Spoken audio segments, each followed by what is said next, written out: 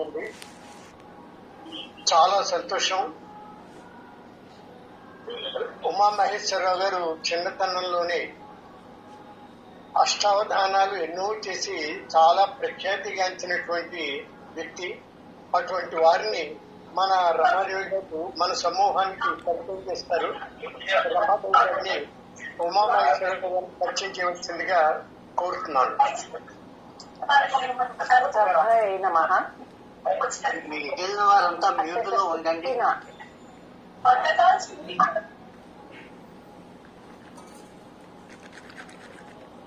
అతడు పుట్టిన చివురు కొమ్మైన చావ అన్నట్లుగా అవధాన్ని నేను మొట్టమొదటి భగవద్గీత అవధానం చేసినప్పుడు నేను చూడటం జరిగింది. ఉమరాలీషపేటం వారు చేసింది. అప్పటి నుండి ఈ అబ్బాయిని ఖచ్చితంగా ఇట్లా దేశ విదేశాలలో ఉన్న ప్రేక్షకులున్న ఈ సాహితీ రసస్రవంతికి తీసుకొస్తే బాగుంటుంది అని ఒక ప్రణాళిక వేయడం జరిగింది. ఇన్నాళ్లకి తను కూడా విద్యలో అన్నిటిలో కూడా చాలా ఖాళీకి లేకుండా తీరిక లేకుండా ఉంటాడు కాబట్టి ఇన్నాళ్లకు మనకు అదృష్టం కలిగింది. అవధాని పరిచయం.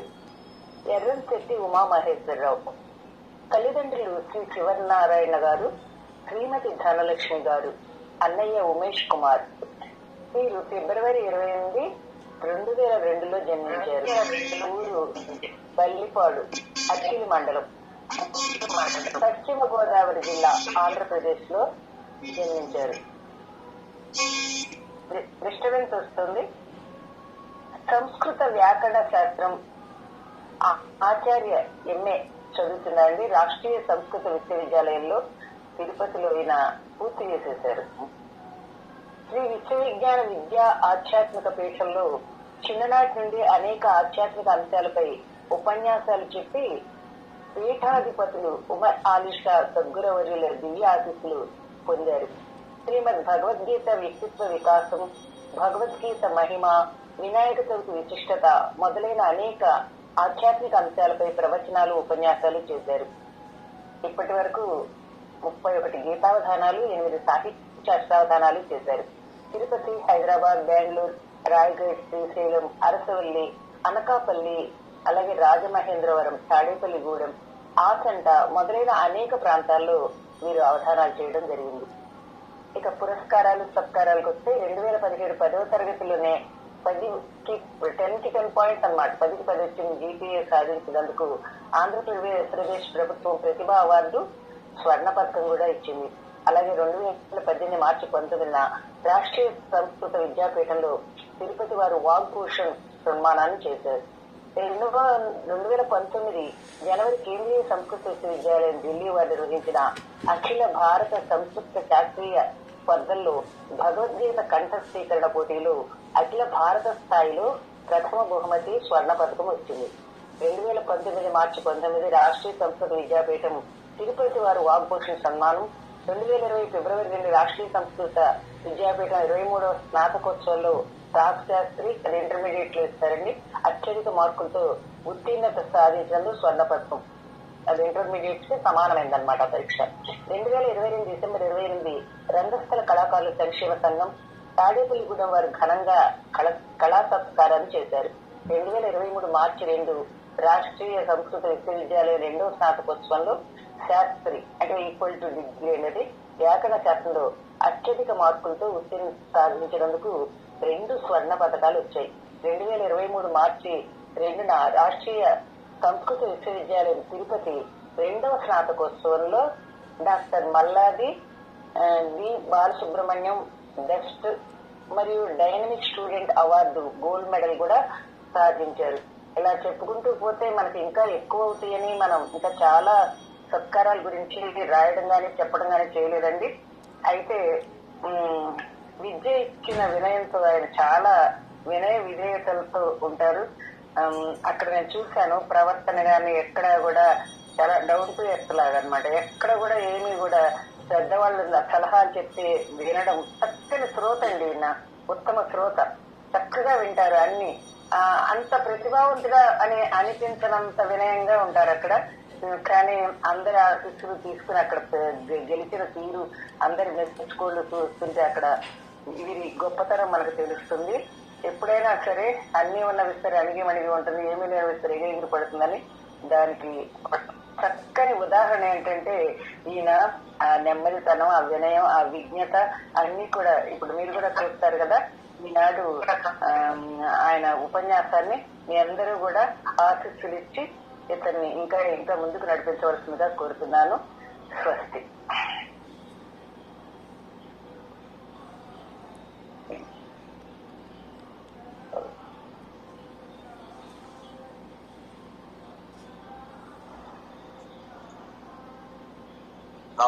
మహాభారతం కౌరవ రంగం అనే నాటకం మీద ఈయన ఉపన్యసిస్తారు.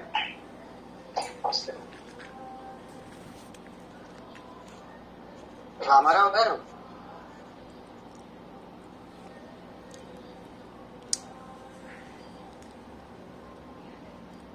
మొదలు పెట్టవచ్చండి? ఇప్పటికే లేట్ అయింది. అదే రవికిరణ్ గారు మీరు ప్రారంభించమని చెప్పండి. రామారావు గారు, రవికిరణ్ గారు మీరు చెప్పేసేయండి. టైం అయింది ఇప్పటికే 4:51. అక్కడ ఏదో సాంకేతిక ఇబ్బంది వచ్చినట్టుంది. రామారావు గారు చక్కటి పరిచయం చేశారండి. రమాదేవి గారు, మీ పరిచయం చేయటంతో అతని ప్రతిభ మాకు తెలిసింది, అతని ఇది వినయ విధేయతలన్నీ తెలిసాయి. చాలా చక్కగా ఉన్నారు, మంచి పరిచయం చేశారు. ఆ చక్కటి ప్రసంగం కూడా చేస్తారు అని చెప్పని నాకు బాగా నమ్మకంగానే ఉంది. అతనికి ఆశీస్సులు తెలియజేస్తూ, అతనిని చిన్నవాడు, నాకన్నా చాలా చిన్నవాడు కాబట్టి అతను అంటున్నాను, చిరంజీవిని వేదిక మీదకి వచ్చి ఉపన్యాసాన్ని ప్రారంభించవలసిందిగా. పైగా మహాభారతం కౌరవ రంగం అది రాసినది కూడా వీళ్ళకి గురువు అయిన ఉమర్ ఆలిషా గారు. ఆయన రాసిన నాటకం గురించి చిరంజీవి ఉమామహేశ్వరరావుని ఆహ్వానిస్తున్నాను, కోరుతున్నాను. మీరు ప్రారంభించండి. ఓం శ్రీ సద్గురుభ్యో నమః. ముందుగా ఈనాటి వేదికలో సాహితీ రసస్రవంతి వేదికలో ఆసీనులై ఉన్న పెద్దలందరికీ కూడా నా యొక్క నమస్కారాలు తెలియజేస్తూ ఉన్నాను. తొలి గురువులైన తల్లిదండ్రులకు, ఆధ్యాత్మిక సద్గురువులైన శ్రీ విశ్వవిజ్ఞాన విద్య ఆధ్యాత్మిక పీఠాధిపతులు బ్రహ్మర్షి డాక్టర్ ఉమరాలిషా స్వామి వారికి నా హృదయపూర్వక నమస్కారాలు తెలియజేస్తూ, నేడు మన వక్తవ్యాంశంగా నిర్ణయించుకున్నటువంటిది షష్ఠ పీఠాధిపతి, అంటే ఆ పీఠం విశ్వవిజ్ఞాన విద్య ఆధ్యాత్మిక పీఠం యొక్క షష్ఠ పీఠాధిపతి, లోకంలో అందరికీ పరిచితులై ఉన్న మహాకవి, స్వతంత్ర సమర యోధులు అయిన డాక్టర్ ఉమరాలిషా వారు రచించినటువంటి మహాభారత కౌరవ రంగము అనే నాటకం. ఈ నాటకాన్ని మహాకవి ఉమరాలిషా వారు నాంది పద్యంలో ఒక మంగళాచరణంతో మంచిగా ప్రారంభిస్తారు. ఆ పద్యంతోనే మన ఈ ప్రసంగాన్ని కూడా ప్రారంభించుకుందాం. ఎందుకంటే ఆ కవి ఏ ఉద్దేశంతో అయితే, ఏ భావనతో అయితే ఆ నాటకాన్ని ప్రారంభించారో అటువంటి పద్యంతో మన ఈ ప్రసంగాన్ని కూడా ప్రారంభించుకోవడం సమంజసంగా ఉంటుందని భావిస్తూ ఆ పద్యం ఏంటంటే, ఏది చరాచరంబై అతీంద్రియమై 14 లోకముల్, ఏది చరాచరంబై అతీంద్రియమై 14 లోకముల్ కాదనకొక్కఠేవపై క్రాలగజేసెను. ఏది చరాచరంబై అతీంద్రియమై 14 లోకముల్ కాదనకొక్కఠేవపై క్రాలగజేసెను. ఏది సూర్యచంద్రాది ఖగోళ రాజ్యములకు, ఏది సూర్యచంద్రాది ఖగోళ రాజ్యములకంతకు కేంద్రమునైన తేజమో, ఆ దయితాస్వరూపమఖిలార్థములిచ్చును మీకు నిత్యమున్ అని ఆశీర్వాద రూపంగా వారు చేసిన మంగళాచరణం మనందరికీ కూడా అటువంటి పరమాత్మ యొక్క కృపతోటి లభించేటువంటి సమస్త అనుగ్రహాన్ని కలిగింపజేయాలని కోరుకుంటూ పరమాత్మను ఆ విధంగా ప్రార్థిస్తూ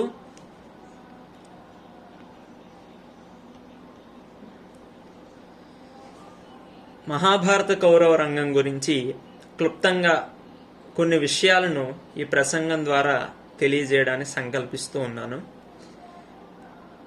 ముందు ఈ గ్రంథాన్ని రచించినటువంటి కవి యొక్క పరిచయాన్ని మనం పరిశీలిస్తే, మహాకవి డాక్టర్ ఉమర్ అలీ షా వారు 1885 సంవత్సరం ఫిబ్రవరి 28 ఆ తేదీన జన్మించారు. నేను కూడా అదే తేదీని జన్మించాను, ఫిబ్రవరి 28. కాబట్టి చిన్నప్పటి నుండి అదేదో తెలియని ఒక కాకతాళీయంగా జరిగిన విధంగా వారి పద్యాలు చిన్నప్పటి నుండి నేర్చుకోవడం, గురువుగారి సమక్షంలో ఆ పద్యాలు చెప్పడంతో గురువుగారు సంతోషించి భగవద్గీతను కూడా నేర్చుకోమని చెప్పి వారు అందించిన ప్రోత్సాహంతో ఇవాళ నేను గీతావధానాలు చేయగలుగుతున్నాను, దాంతోపాటు అష్టావధానాలు కూడా చేయగలుగుతున్నాను. ఆ విధంగా ఒక తెలియని సంబంధం ఈ కవితోటి, పీఠాధిపతి వారితోటి మా కుటుంబానికి ఏర్పడింది. ఆ విధంగా మహాకవి ఉమర్ అలీ షా వారు ఫిబ్రవరి 28వ తేదీన 1885 సంవత్సరంలో జన్మించారు.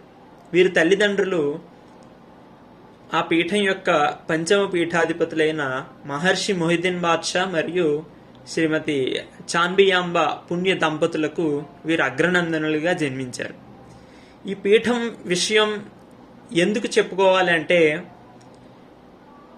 ఈ పీఠాధిపతులు ఎవరైతే ఇప్పుడు మనం చెప్పుకున్నట్లుగా మహాకవి ఉమర్ అలీ షా వారు ఒక పీఠాధిపతిగా ఉంటూ ఆధ్యాత్మిక ప్రబోధం చేస్తూనే అటు సమాజానికి కూడా శ్రేయస్సును కాంక్షించి సంఘ సంస్కర్తగా ఎన్నో ఉద్యమాల్లో పాల్గొని, అలాగే స్వాతంత్ర్య సమర యోధులుగా ఎన్నో స్వతంత్ర సంగ్రామాల్లో పాల్గొని భారతదేశానికి అవిరళమైనటువంటి కృషి చేసిన మహనీయులు డాక్టర్ ఉమర్ అలీ షా గారు. వారు చిన్నప్పటి నుండి, వారు 14వ ఏట నుండి కవిత్వం పైన ఆసక్తితోటి ఎన్నో కవితలు, పద్యాలు రచించి వారి గురువులందరినీ కూడా ఆశ్చర్యపరిచేవారు. వారు 16వ సంవత్సరంలో బ్రహ్మ విద్యా విలాసము అనేటువంటి ఆధ్యాత్మిక శతకాన్ని రచించారు. ఆ తర్వాత ఇంకా వెళ్తూ కాలక్రమేణా ఎన్నో నాటకాలను, కావ్యాలను, పద్యాలను ఎన్నో రచించి, ఎన్నో నవలలు రచించి శతావధానిగా వారు లోకంలో కీర్తింపబడ్డారు. శతాధిక రచనలు చేశారు, శతావధానాలు కూడా చేశారు.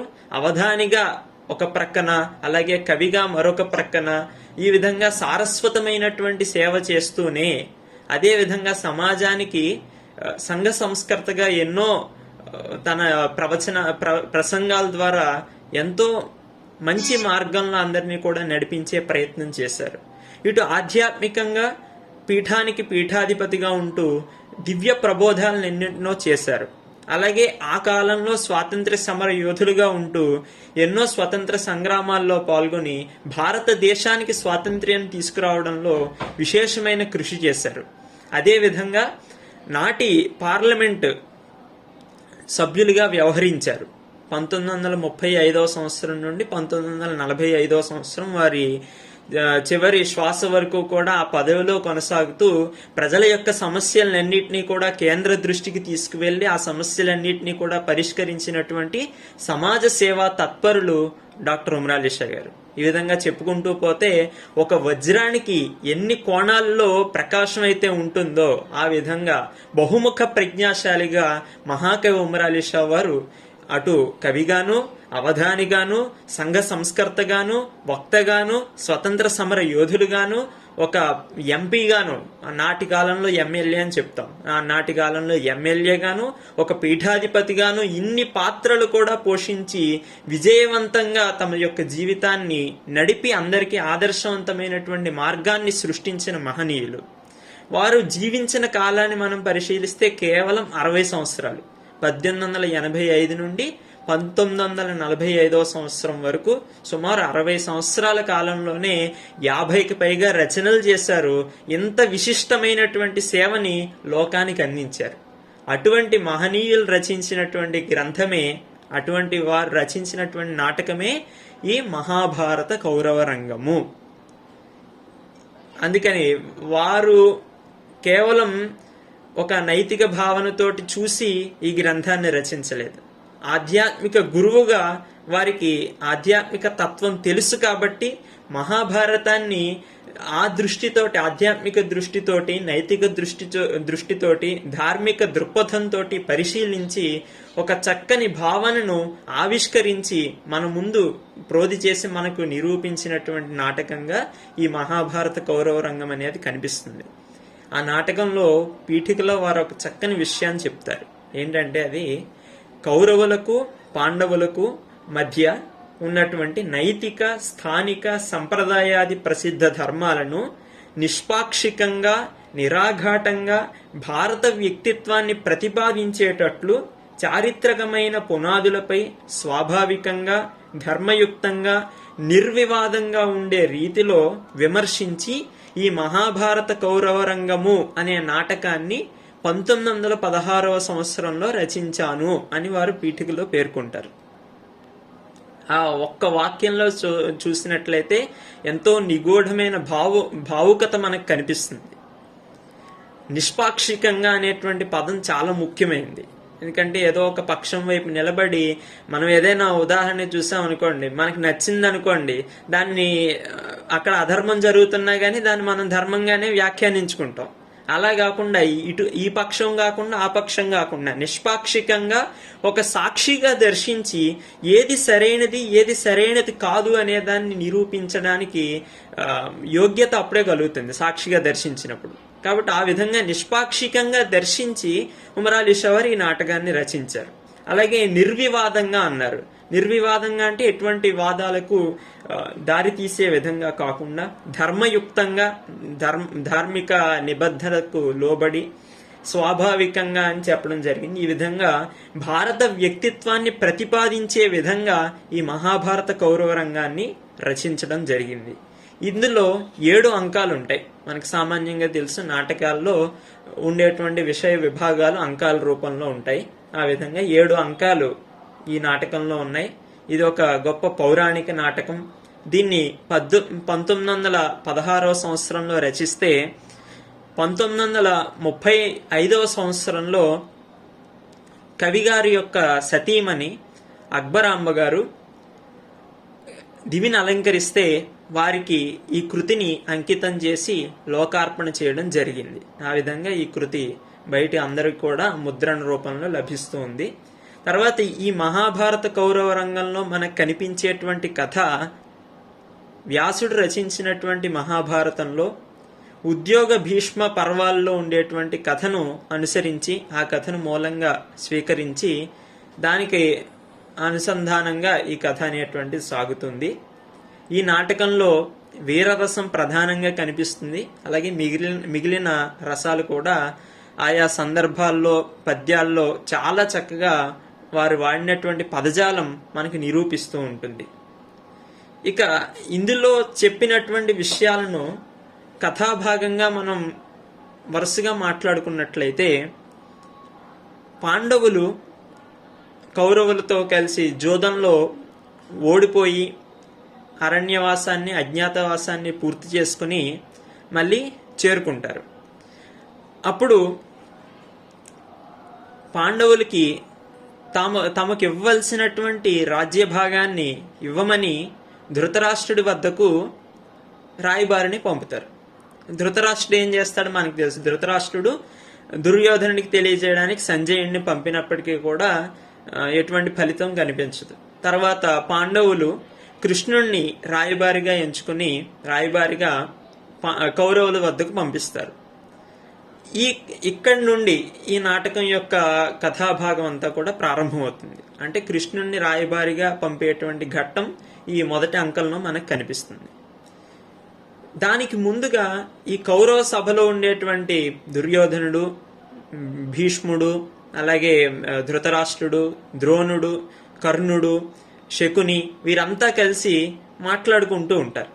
ఆ సమయంలో ఒక చక్కని ప్రశ్నలు లేవనెత్తుతారు. ఏంటంటే అది పట్టాభిషేకం జరిగింది ధర్మరాజుకి జరిగింది. ఎప్పుడు అరణ్యవాసానికి అజ్ఞాతవాసానికి ముందు పట్టాభిషేకం ధర్మరాజుకి చేశారు. కానీ ఆ పట్టాభిషేకానికి అర్హులెవరు అంటే దుర్యోధనుడు అని కర్ణుడి చేత చెప్పిస్తారు. కర్ణుడు ఈ పట్టాభిషేకం ధర్మరాజుకి జరిగింది, కానీ ఆ పట్టాభిషేకం ఎవరికి అర్హత ఉంది అన్నట్లయితే దుర్యోధనుడికి అర్హత ఉంది అని చెప్తూ ఒక మంచి పద్యాన్ని వారు తెలియజేస్తారు. కురువంశంబున పుట్టినట్టి భరత క్షోణీషులెల్లన్ పరంపరగా పుత్రులకిచ్చినారు తమ సర్వస్వంబు రాజ్యంబు ఆ తెరగున్మాని కులాంతరుండు సమవర్తిన్ ధర్మజున్ తెచ్చి ఇందరు దూరన్ యువరాజు చేసిరివియేనా ధర్మ సందేశముల్ అని చెప్తారు. వాస్తవంగా కౌరవుల యొక్క కురువంశంలో ఉండేటువంటి నియమాల ప్రకారం ఆ రాజు యొక్క కుమారుడికి ఆ పట్టాభిషేకం అనేటువంటిది జరగాలి అనేటువంటి నియమం ఉంటుంది. అయితే ధృతరాష్ట్రుడు చూడలేడు కాబట్టి తన తమ్ముడైనటువంటి పాండురాజు తన యొక్క ఆ రాజ్యాన్ని మొత్తాన్ని కూడా పరిపాలనా విషయంలో చూసుకుంటూ ఉంటాడు. కానీ సంపూర్ణ అధికారాలు మాత్రం ఎవరికి ఉండాలి? ధృతరాష్ట్రుడికి ఉండాలి అని ఆ విధంగా అన్వయించుకున్నట్లయితే తరువాత రాజ్యం ఎవరికి దక్కాలి అన్నట్లయితే దుర్యోధనుడికి దక్కాలి కదా అని ప్రశ్నింపజేస్తూ కర్ణుడి చేత ఈ మాటలన్నీ పలికిస్తారు. ఆ విధంగా వారిలో వారు మాట్లాడుకున్నటువంటి సంఘటనలు కూడా చెబుతూ, అంటే దీన్ని బట్టి మనకి ఏమర్థమవుతుందంటే కౌరవుల యొక్క మనస్తత్వం ఏ విధంగా ఉంది అనే దాన్ని ఎంతో స్పష్టంగా ఉమర్ షా గారు చిత్రీకరించారు.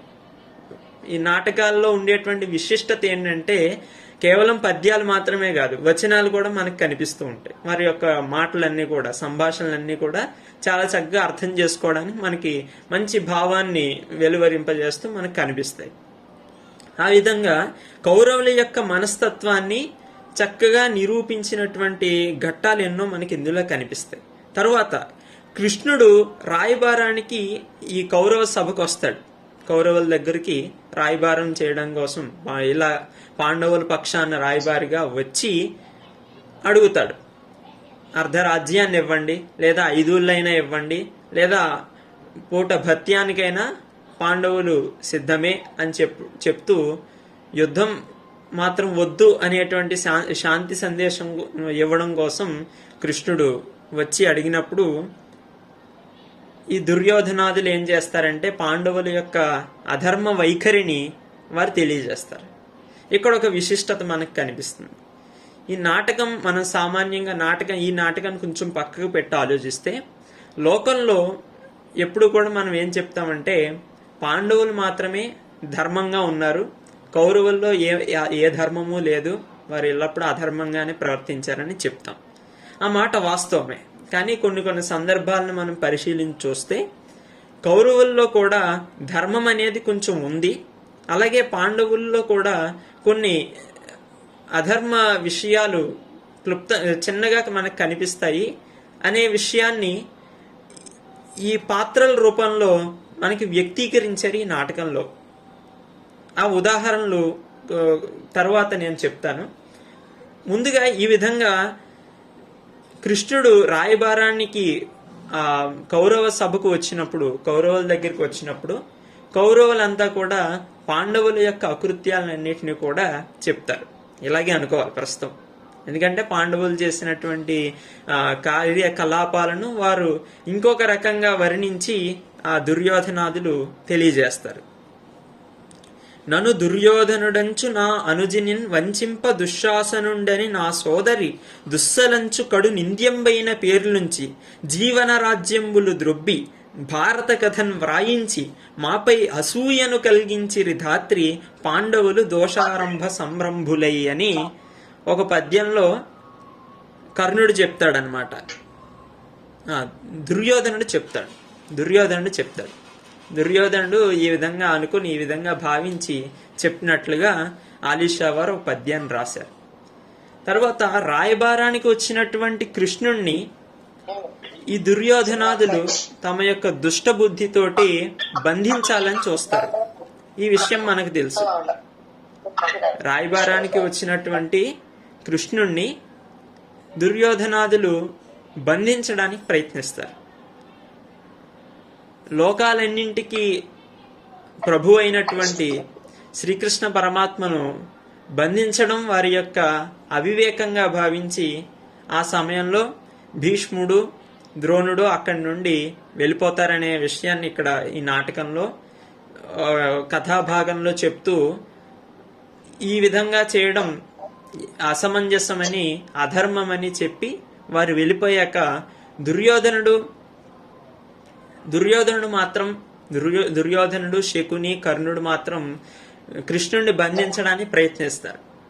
ఆ సమయంలో కృష్ణుడి యొక్క మహిమను, కృష్ణుడి యొక్క విరాట్ రూప మహిమను, ఆ యొక్క మహాత్మ్యాన్ని ఒక చక్కని పద్యంలో చెప్తారు. కృష్ణుడి చేత ఆ సమయంలో ఒక చక్కని మాట చెప్పిస్తారు. ఏంటంటే, మీరు నన్ను బంధించాలని చూస్తున్నారు, ఇది మీకు ఎంత అజ్ఞానం, మీ అవివేకం, ఇవి బాల విభీషకులు కావు అని చెప్తూ ఒక మంచి పద్యం చెప్తారు. మీరే కాదు సురాసురాళి ఒకటై మిన్నెత్తుగా వచ్చినన్, మీరే కాదు సురాసురాళి ఒకటై మిన్నెత్తుగా వచ్చినన్, చేరంజాలరు పట్టనేరరుకట, చిత్రంబు కాలాగ్ని కీలారాశించెదవట్టునే, చిత్రంబు కాలాగ్ని కీలారాశించెదవట్టునే, నభములీలన్ మృంగు అజ్ఞానులున్నారా, పొండు సుయోధన శకుని కర్ణ క్రూర దుశ్శాసన అని చెప్తారు. మీరే కాదు, దేవతలు అసురులు మొత్తం అందరూ కూడా కలిసి వచ్చినా గానీ నన్ను మాత్రం బంధించలేరు అని ఒక గొప్ప విశిష్టతను, గొప్ప చైతన్యాన్ని కలిగించే విధంగా కృష్ణుడి చేత ఆ మాటలు పలికిస్తారు.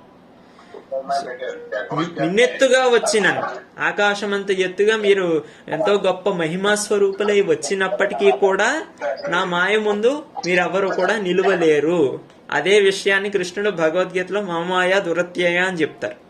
కాబట్టి ఏంటంటే, పరమాత్మ ముందు వారు చెయ్యాలనుకున్నటువంటి అవివేక కృత్యానికి కృష్ణుడు ఆ సమయంలో విశ్వరూపాన్ని చూపించి ఆ బంధించాలనుకునేటువంటి వారి ప్రయత్నాన్ని విరమింపజేస్తారు. అసలు సాధ్యం కానటువంటి విషయంగా వారికి నిరూపణ చేస్తారు. అప్పుడు దుర్యోధనుడు చక్కగా ఆ కృష్ణుడి యొక్క విరాట్ రూపాన్ని దర్శించి ఆ విరాట్ రూపంలో ఏమేమి ఉన్నాయో వాటన్నిటిని కూడా పద్యంలో చెప్పిస్తారు. చెప్పించిన తర్వాత మళ్ళీ దుర్యోధనుడి యొక్క స్వభావం ప్రకారం తాను రజోగుణంతో అజ్ఞానంతో ఉంటాడు కాబట్టి అదంతా కూడా తాను దర్శించిందంతా కూడా కృష్ణుడి యొక్క మాయ అనుకోవాలి. కాబట్టి మళ్ళీ దాని తర్వాత ఏం చేస్తారంటే ఒక డైలాగ్ రాస్తారు. మళ్ళీ ఏంటంటే, కృష్ణుడు ఈ విధంగా మాయ చేసి ఇక్కడి నుండి వెళ్ళిపోయాడు అని ఒక మాట రాయించేస్తారు. అదే భావం మనకి మహాభారతంలో కూడా కనిపిస్తుంది. దుర్యోధనుడికి అది అధర్మం అని తెలిసినప్పటికీ కూడా తన మానసిక ప్రవృత్తి అధర్మం వైపే తీసుకువెళ్ళిపోతూ ఉంటుంది. జానామి ధర్మం నచమే ప్రవృత్తి, జానామ్యధర్మం నచమే నివృత్తి అని ఒక శ్లోకంలో చెప్తారు. ఆ విధంగా ఏంటంటే, దుర్యోధనుడికి ఏది ధర్మం ఏది అధర్మం అని తెలిసినా గానీ తాను ధర్మంలో ప్రవృత్తిని అలాగే అధర్మం నుండి నివృత్తిని పొందలేక అధర్మ మార్గంలోనే ఉండిపోతాడు.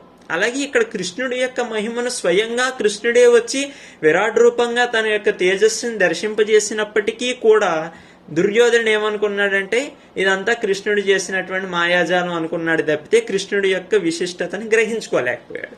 ఆ భావాన్ని చక్కగా అక్కడ ప్రథమాంకంలో చివరిలో చక్కగా మనకి కనిపించేలా చేశారు. ఈ నాటకంలో ఏంటంటే, ఈ నాటకాన్ని నేను గతంలో చదివాను, కానీ ఈ ప్రసంగవశాత్ నేను ఈ ప్రసంగం చెప్పాలనే ఉద్దేశంతో మళ్ళీ చదివాను. మళ్ళీ చదివితే ఇంకా ఆనందం కలిగింది. వాస్తవంగా కావ్యాలు నాటకాలు ఇవన్నీ చదివినప్పుడు బ్రహ్మానంద తుల్యమైనటువంటి ఆనందం కలుగుతుందని చెప్తారు. అంతటి ఆనందాన్ని ఈ నాటకం చదువుతున్నప్పుడు నేను పొందాను. అంతటి భావుకతతోటి మంచి రసార్ద్రమైనటువంటి మాటలు ఇందులో నిక్షిప్తం చేసి మురాలి షా గారు రచించారు. ఇక కృష్ణుడి యొక్క ప్రార్థన ఆయా వ్యక్తుల చేత ఎంతో చక్కగా చేయించారు. భీష్ముడు కృష్ణుని చూడగానే భీష్ముడు ఏ విధంగా ప్రార్థించాడు, అలాగే అర్జునుడు ఏ విధంగా ప్రార్థించాడు, అదే విధంగా మిగిలిన ధృతరాష్ట్రుడు కూడా ఏ విధంగా ప్రార్థించాడు, మిగిలినటువంటి వారందరూ కూడా కృష్ణుణ్ణి స్తుతించినటువంటి సందర్భం, ఆ సందర్భాల్లో రచించినటువంటి పద్యాలు ఎంతో చక్కని పద్యాలు. ఇవన్నీ కూడా రోజు మనం ప్రార్థన చేసుకోవడానికి అనువుగా కనిపిస్తాయి. ఎంతో చక్కని పరమాత్మ యొక్క విభూతిని అంతటినీ కూడా ఈ స్తుతుల్లో నింపేసి మనకి అందించారా అన్నట్టుగా అంత ఉత్కృష్టంగా ఈ ప్రార్థనలన్నీ ఉన్నాయి. నాకు అది కూడా చాలా నన్ను ఆకర్షించింది ఆ అంశం. కృష్ణుడి యొక్క మహిమను తెలపడంలో ఈ కావ్యంలో, ఈ నాటకంలో ఎన్నో పద్యాల్లో ఎంతో చక్కని భావంతో ఆ పద్యాలన్నీ కూడా రచించడం జరిగింది. ఇక తర్వాత ఇది రాయబార ఘట్టంలో కృష్ణుణ్ణి బంధించాలనుకున్నటువంటి సందర్భంలో జరిగిన విషయం. తరువాత ఈ నాటకంలో ముఖ్యంగా ఇంకొక విషయాన్ని చెప్పుకుంటే, ఈ నాటకంలో కర్ణుడి యొక్క పాత్రను ఉదాత్తంగా చిత్రీకరించారు. కర్ణుడు మహాభారతంలో మనకు తెలుసు, దానవీర శూరకర్ణం మొదలైనటువంటి మాటలు మనం వింటాం. దానగుణంలో ఇక్కడ అందరూ పెద్దలే, అందరికీ తెలిసిన విషయాలే, కానీ ఇందులో చెప్పిన విషయాన్ని చెప్పడం కోసం కొంచెం పూర్వరంగంగా చెప్తాను. దానగుణంలో కర్ణుడు ఎంతో ఉదాత్తమైన వ్యక్తిగా మనకు కనిపిస్తాడు. అదే విషయాన్ని ఈ నాటకంలో కూడా కొన్ని పద్యాలు ఎంతో చక్కగా తెలియజేస్తాయి. వార్ధి రత్నాలు గైకొను వానికిచ్చు కుజము ఫలములన్నిటి కోసి కొనగనిచ్చు సతులు దేహీయటన్న భిక్షముల సంగు దాత గడియించి అడుగు పేదలకు పెట్టు అని కర్ణుడి చేత పలికిస్తారు. వార్ధి రత్నాలు గైకొను వానికిచ్చు, సముద్రం తనలో ఉండేటువంటి రత్నాలు తీసుకోవడానికి వచ్చిన వారికి రత్నాలు ఇచ్చేస్తుంది.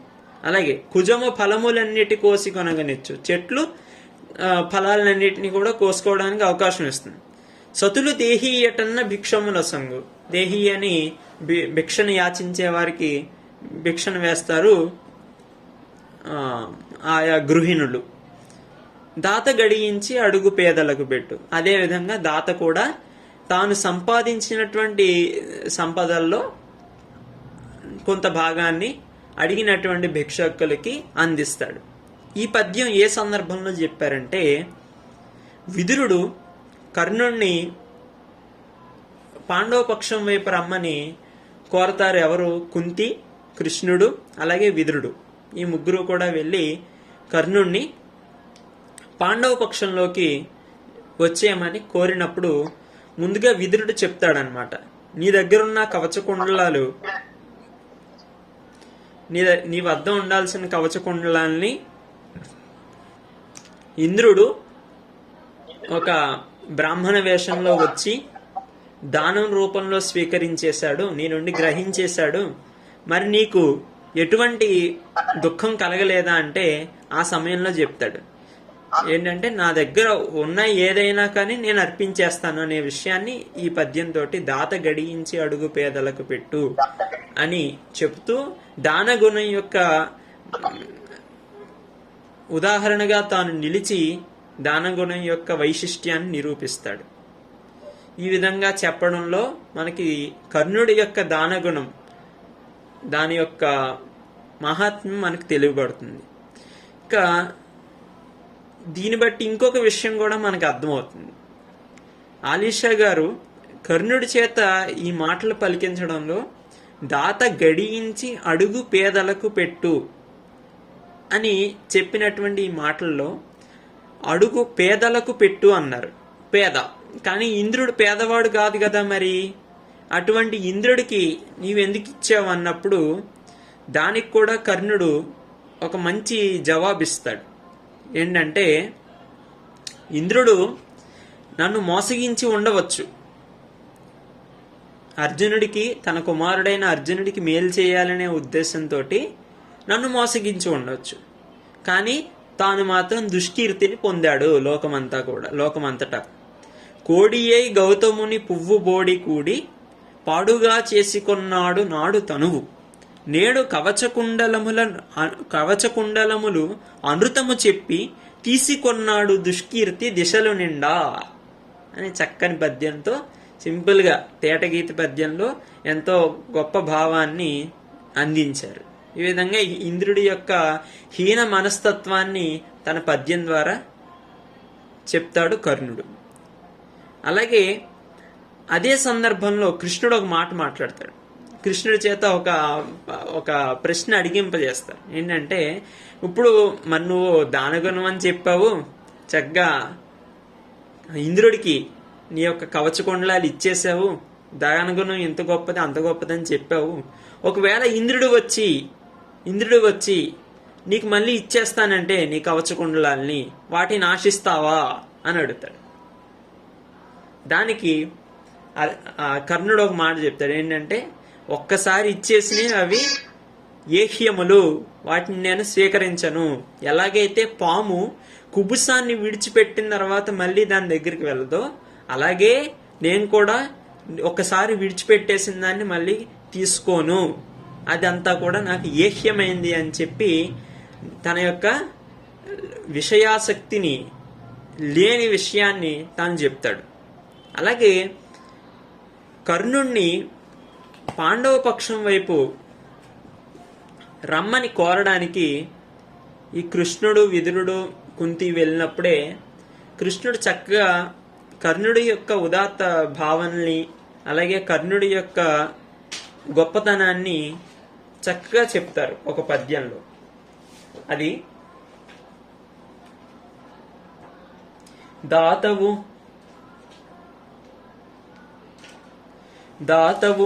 వేదశాస్త్రచయ ధర్మ వినేతవు, బ్రహ్మతత్వ విజ్ఞాతవు, కామముఖ్య రిపుషట్క విజేతవు, సర్వలోక విఖ్యాతవు, నీ యశాంగన దిగంత కరీంద్ర శిరంబులెక్కి కాలూతగ నృత్యమున్ సలుపుచున్నది నీయదె భాగ్యమర్కజా అని చెప్తారు. ఓ అర్కజా అంటే ఓ కర్ణ, దాతవు, నువ్వు ఒక గొప్ప దాతవు, వేదశాస్త్రజయ ధర్మ వినేతవు, వేదశాస్త్రాల్లో తెలుపబడినటువంటి ధర్మాన్ని చక్కగా ఆచరించేవాడివి, బ్రహ్మతత్వ విజ్ఞాతవు, కామముఖ్య రిపుషట్క విజేతవు, కామాది అరిషడ్వర్గాలను జయించిన వాడవు, సర్వలోక విఖ్యాతవు, లోకమంతటా కూడా గొప్ప కీర్తిని పొందినవాడువు. అటువంటి నీ కీర్తి అనేటువంటి కన్య దిగంత కరీంద్ర శిరంబులెక్కి, ఈ దిక్కులనేటువంటి ఏనుగుల యొక్క కుంభస్థలాలపై ఎక్కి కాలూతగ నృత్యం సలుపుచున్నది, ఎంతో గొప్పగా నాట్యం చేస్తుంది, అది నీ భాగ్యం కదా అని కర్ణుడి యొక్క గొప్పతనాన్ని కృష్ణుడు చెప్తాడు. ఆ విధంగా చెప్పినప్పుడు కర్ణుడు కూడా ఎంతో వినయంగా నీ ముందు నేనెంత కృష్ణ అన్నట్లుగా మాట్లాడతాడు. ఆ తర్వాత కొన్ని విషయాలు చెప్పాలనేసి కృష్ణుడు కర్ణుడు యొక్క జన్మ వృత్తాంతాన్ని తనకు తెలియజేస్తాడు. తనకు తెలియజేసి పాండవ పక్షం వైపు వచ్చేయమని చెప్తాడు. నీ తల్లి కుంతీదేవికి నువ్వు పుట్టావు కాబట్టి నీ సోదరులు అవుతారు ఈ పంచపాండవులు 5 కూడా. వీరికి నువ్వు ఈ యుద్ధకాలంలో వీరి వైపు ఉన్నట్లయితే నీకు రాజ్యం మొత్తం వీరే అందించేస్తారు. నువ్వు ఇప్పటి వరకు కూడా ఒక కౌరవ పక్షంలో ఉండి ఒక దుర్యోధనుడి యొక్క మిత్రుడుగా ఉండి ఈ విధంగా అర్ధరాజ్యాన్ని పొంది, అంగరాజ్యాన్ని పొంది ఈ విధంగా ఉన్నావు. కానీ నువ్వు పాండవ పక్షం వైపు వస్తే నువ్వు మహారాజు అవుతావు. నీకు వీరందరూ కూడా నువ్వు ఎవరిని అయితే జయించాలని అనుకుంటున్నావు అర్జునుడు, వీరందరూ కూడా నీ సోదరులై నీకు నమస్కరిస్తారు అని ఆ విధంగా చేయడం వల్ల కలిగేటువంటి ప్రయోజనాలన్నీ కూడా చెప్తాడు.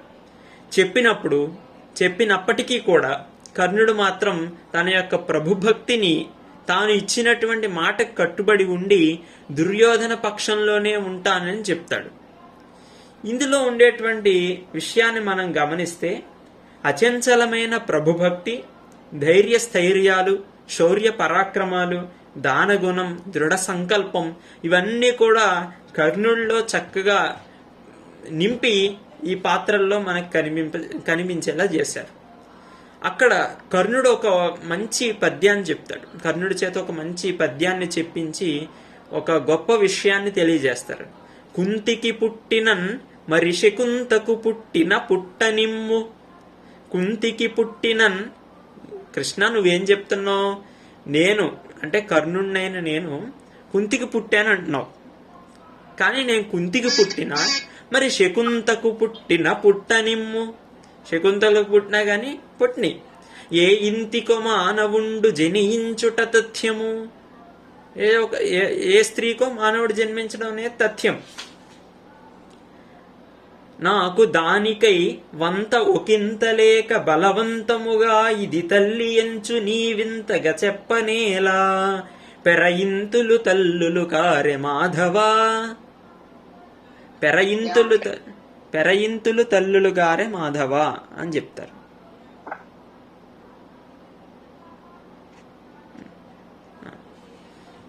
అంటే మిగిలిన స్త్రీలు తల్లులు కారా? నువ్వు నా తల్లి అని కుంతీదేవిని చెప్పి ఈ పక్షంలోకి వచ్చేయమని చెప్తున్నావు. కానీ ఏ స్త్రీకో మానవుడు జన్మించడం అనేది తథ్యమైన విషయం. అది దానికి చింతించవలసినటువంటి విషయం అంతగా లేదు. కానీ నువ్వు బలవంతంగా ఈ కుంతే నీ తల్లి, ఈ పక్షంలోనే నువ్వు ఉండాలి అని చెప్పడం ఎంతో వింతగా ఉంది. వింతగా చెప్పనేలా? ఇంతలా నువ్వు ఎందుకు చెప్పాలి? ఇది ఎంతో వింతగా కూడా ఉంది. ఇంతగా చెప్పడం వింతగా కూడా ఉంది. కానీ పెరయింతులు తల్లులు గారే మాధవ. మిగిలిన స్త్రీలు అందరూ కూడా తల్లులు కాదా? మరి భారత వేదాంత శాస్త్రం, భారతీయ సంస్కృతి ఏం చెప్తుంది? మాతృవత్ పరదారేషు పరద్రవ్యేషు లోష్టవత్ అని చెప్తుంది. ఆ విధంగా పరస్త్రీలందరూ కూడా తల్లుల్లాంటి వారే కదా అని కర్ణుడు పలికినటువంటి ఈ మాటలు కర్ణుడి యొక్క ఉన్నత భావాన్ని మనకు తెలియజేస్తుంది. ఈ విధంగా కర్ణుడి యొక్క పాత్ర చిత్రణ మహాభారత కౌరవ రంగం అనే ఈ నాటకంలో ఎంతో చక్కగా చిత్రీకరించబడింది. తరువాత ఈ నాటకంలో ఉండేటువంటి మరొక విశిష్టమైన అంశం, నాకు ముఖ్యంగా నచ్చినటువంటిది, ఇందులో 7 అంకాల్లో 4వ అంకం మొత్తం కూడా భగవద్గీత ఘట్టాన్ని ఎంతో చక్కగా అనువదించారు. భగవద్గీత ఘట్టం అంతా కూడా కురుక్షేత్రంలో యుద్ధం ఎలా మొదలవుతుంది, ఆ యుద్ధం చేయనని అర్జునుడు పలికినటువంటి మాటలు, ఆ తర్వాత అర్జునుడిని యుద్ధోన్ముఖుణ్ణి చేయడం కోసం, కర్తవ్యోన్ముఖుణ్ణి చేయడం కోసం కృష్ణుడు చేసినటువంటి గీతా బోధన, ఇవన్నీ కూడా 4వ అంకంలో చాలా చక్కగా పద్యాల రూపాన్ని ధరించాయి. ఆ భావాలన్నీ కూడా, గీతా శ్లోకాల యొక్క భావాలన్నీ కూడా ఎంతో చక్కని పద్యాల రూపంలో ఆవిష్కరింపబడ్డాయి. అందులో నుండి 1-2 పద్యాలను నేను చెప్పి తరువాత అంశానికి మరొక అంశాన్ని మీ ముందు ఉంచడానికి ప్రయత్నిస్తాను.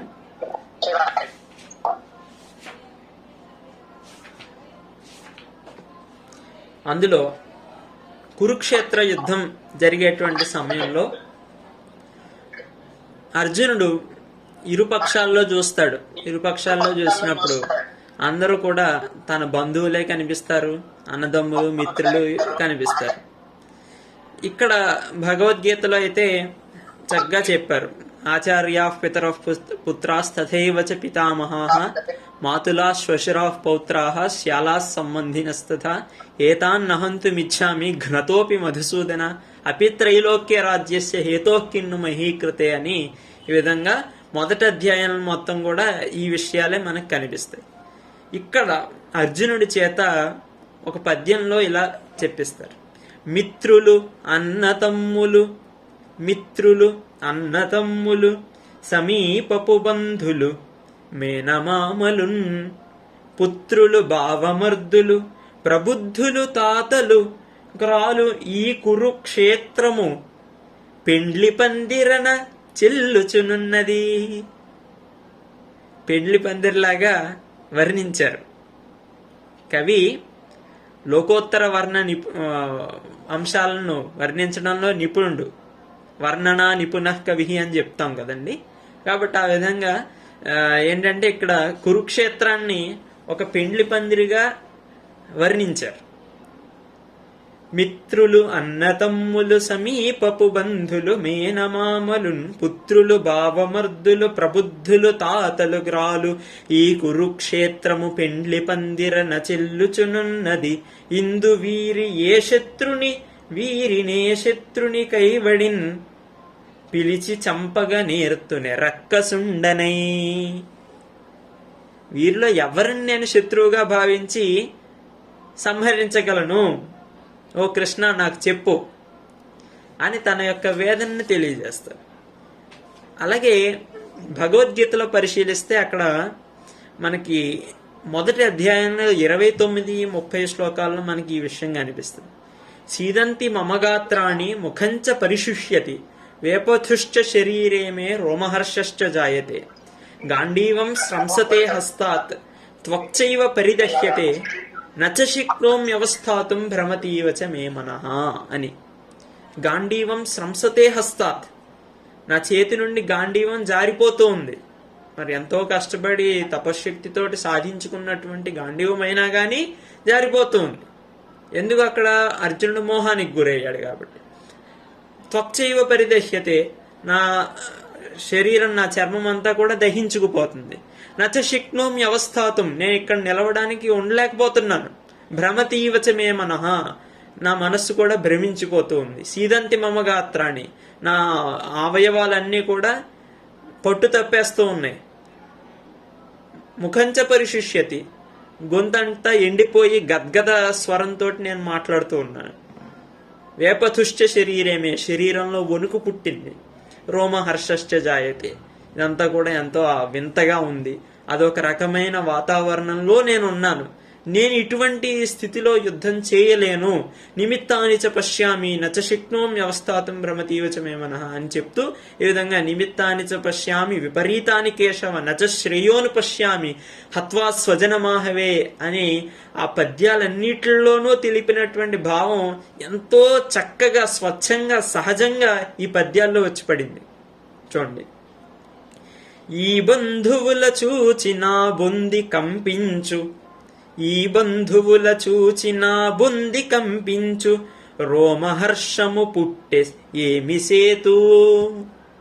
శేషపద్యంలో ఒక గొప్ప భావాన్ని ఇక్కడ నిక్షిప్తం చేశారు. ఈ బంధువుల చూచి నా బొంది కంపించు, ఈ బంధువులందరినీ చూసి నా శరీరం కంపిస్తుంది. బొంది అంటే శరీరం. రోమహర్షము పుట్టే ఏమి సేతు, గాంధీవమీ చేతి నుండి జారును తను ఉడుకెత్తెని చట నేనుండలేను. అపశకునములెన్నో అగుచున్నవిక శ్రేయమీ బంధువుల చంపి ఎటులకొందు. విజయంబు రాజ్యంబు విభవంబు జీవంబు ఆశింప నీవు ఏమన్న కాని. అదే చెప్పారు. నిమిత్తాని చ పశ్యామి విపరీతాని కేశవ నచ శ్రేయోను పశ్యామి హత్వా స్వజనమాహవి అంటే అపశకునములెన్నో అగుచున్నవిక శ్రేయ మీ బంధువుల చంపి ఎటులకొందు. ఆ తర్వాత నకాంక్షే విజయం కృష్ణ నచ రాజ్యం సుఖాని చ కిన్నో రాజ్యేన గోవింద కింభోగైర్ జీవితేన వాభావం. విజయంబు రాజ్యంబు విభవంబు జీవంబు ఆశింప నీవు ఏమన్న కాని. అందులో వచ్చేసింది. తర్వాత కర్ణ దుర్యోధనాదులు కలులే కాని వారి చంపిన పాపం బెవచ్చు మనకు. వారు మము చంపి ముల్లోక వైభవముల పొందగా నిమ్ము నాకు ఇబ్బంది లేదు అని ఈ శేష పద్యంలో తన ఆవేదన మొత్తం చెప్పేస్తాడనమాట అర్జునుడు. ఓ అర్జున, నువ్వెలా అనుకుంటున్నావు, కానీ అర్జునుడి విషయంలో లోకమంతా కూడా ఏమనుకుంటుంది? ఒక గొప్ప యోధుడిగా నిన్ను అనుకుంటున్నారు. మళ్ళీ ఇక్కడ 2వ అధ్యాయంలో చెప్పిన విషయాన్ని చెప్తున్నారు. అక్కడ ఏం చెప్పారు? నీకు 2 మార్గాలు ఉన్నాయి, నిజమే. అయితే నీ కర్తవ్యంగా నువ్వు యుద్ధాన్ని ఆచరిస్తే లోకమంతటా కూడా ఒక గొప్ప కీర్తిని నువ్వు సంపాదిస్తావు. ఒకవేళ యుద్ధంలో అపజయాన్నే పొందినట్లయితే, మరణాన్నే పొందినట్లయితే వీరస్వర్గాన్ని అలంకరిస్తావు. కానీ నువ్వు యుద్ధాన్ని మానేసి వెళ్ళిపోతే మాత్రం లోకమంతా కూడా అర్జునుడు పిరికివాడు అని అనుకుంటారు. అందుకనే క్షుద్రం హృదయ దౌర్బల్యం త్యక్తోత్తిష్ట పరంతప అని 2వ అధ్యాయంలో చెప్పారు. ఇక్కడ కూడా అదే విషయాన్ని చక్కగా ఏం చెప్తున్నారంటే, భీరుడు నర్జునుండు రణవీధి తొరంగియు పారిపోయే. ఏమనుకుంటుంది లోకం నువ్వు ఒకవేళ యుద్ధాన్ని విడిచిపెట్టి వెళ్ళిపోతే? భీరుడు అర్జునుండు రణవీధి తొరంగియు పారిపోయే. కాంతార దురంత సీమలకు దారుణ కౌరవ వన్హితాకగా.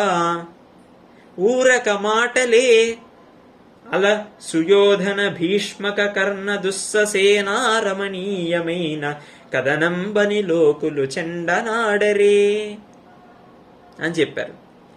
భీరుడు అంటే భయంతో కంపితుడైపోయినటువంటి వాడు అర్జునుడు అని నిన్ను అనుకుని రణవీధి తొరంగి పారిపోయాడు. ఈ యుద్ధాన్ని విడిచిపెట్టేసి భయపడిపోయి అర్జునుడు పారిపోయాడు.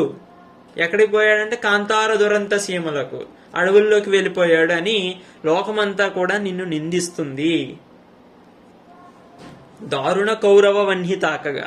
మళ్ళీ నిన్ను నిందించడంతో పాటు ఇంకోటి కూడా ఏంటంటే, ఎంత మహావీరుడైనటువంటి అర్జునుడే కౌరవుల ధాటికి పారిపోయాడంటే కౌరవులకి ఎంత పేరు వచ్చేస్తుంది. కాబట్టి దారుణ కౌరవ వన్హితాకగా అంటే దారుణమైనటువంటి ఈ కౌరవులు ఎంతో అమిత పరాక్రమమైన సంపన్నులు అనేటువంటి విషయం లోకం అంతా కూడా వెళ్ళిపోతుంది. అలా కాదు, నువ్వు ఎంతో పరాక్రమ సంపన్నుడివి. నీ యొక్క జ్ఞానాన్ని నీ యొక్క మోహంతో కోల్పోకు. నువ్వు నీ యొక్క కర్తవ్యాన్ని నిర్వర్తించు అని ఈ మాటల ద్వారా అర్జునుడికి ప్రేరణ ఇవ్వడం జరిగింది. తర్వాత ఈ విధంగా గీతా సారాంశం అంతా కూడా తర్వాతి పద్యాల్లో ఎంతో చక్కగా ఈ 4వ అంకంలో ఉమరాలి షా గారు రచించారు. తర్వాత ఒక 10 పద్యాల్లో గీతా సారాంశంలో అంతా కూడా ఒక 10 పద్యాల్లో ఎంతో చక్కగా వచ్చేసింది. ఈ నాటకంలోనే చతుర్థాంకంలో ఉండేటువంటి నాటకంలోనే ఒక ఆధ్యాత్మిక భావన, గీతా సారాంశం, వేదాంతాల యొక్క తత్వ రహస్యం అంతా కూడా ఒక్క 10 పద్యాల్లో ఉమరాలి షా గారు ఎంతో చక్కని పద్యాలుగా మనకి అందించారు. ఇవి చదివితే నిజంగా భగవద్గీత సారాంశం మొత్తం కూడా వచ్చేస్తుంది. నేను ఇవి చదివినప్పుడు నాకు ఎంతో మానసిక ఆనందం కలిగింది. ఎందుకంటే ఒక ప్రవాహంలాగా, ఒక మంచి ధారగా అందులో చెప్పినటువంటి వేదాంత భావన భగవద్గీతలో చెప్పిన వేదాంత భావనతో ఎగ్జాక్ట్గా సరిగ్గా దానికి దీనికి సామ్యం కుదిరింది. అంతటి సహజంగా ఆ భావాన్ని ఆవిష్కరించగలగడం ఎంతో గొప్ప విషయంగా నాకు అనిపించింది. ఆ విధంగా ఈ 4వ అంకం మొత్తం కూడా భగవద్గీత యొక్క ఘట్టాన్ని ఒక అంకంగా మహాభారత కౌరవరంగం అనే ఈ నాటకంలో ఒక అంకంగా అనువదించారని చెప్పుకోవచ్చు. తర్వాత ఈ అంకంలో చివరిలోనే దండకాన్ని కూడా వ్రాశారు. ఈ నాటకంలో ఏంటంటే కేవలం కొన్ని పద్యాలు, కొన్ని మాటలే ఉంటాయి అని అనుకోవడానికి లేదు. ఇందులో ఎన్నో వర్ణనలు చేశారు. ప్రతి పద్యంలోనూ కూడా గొప్ప వర్ణన ఉంది. అలాగే అలంకారాలు వాడారు, చాలా అలంకారాలు ఉన్నాయి. సామెతలు కూడా కొన్ని ఉన్నాయి. గొంతెమ్మ కోరికలు తర్వాత 5వ 6వ అంకాల్లో మనకు కనిపిస్తాయి. ఈ విధంగా చూసుకున్నట్లయితే ఎన్నో అంశాలు ఈ నాటకంలో ప్రతి పద్యంలోనూ, ప్రతి దాదాపు ఉండేటువంటి వచనాల్లోనూ స్వాభావికంగా ఆయా పాత్రలు ఎలాగైతే మాట్లాడతాయో ఆ విధంగా వారి చేత ఆయా మాటలన్నిటినీ కూడా పలికించారు. ఈ విధంగా ఈ భగవద్గీత ఘట్టం ఉంది.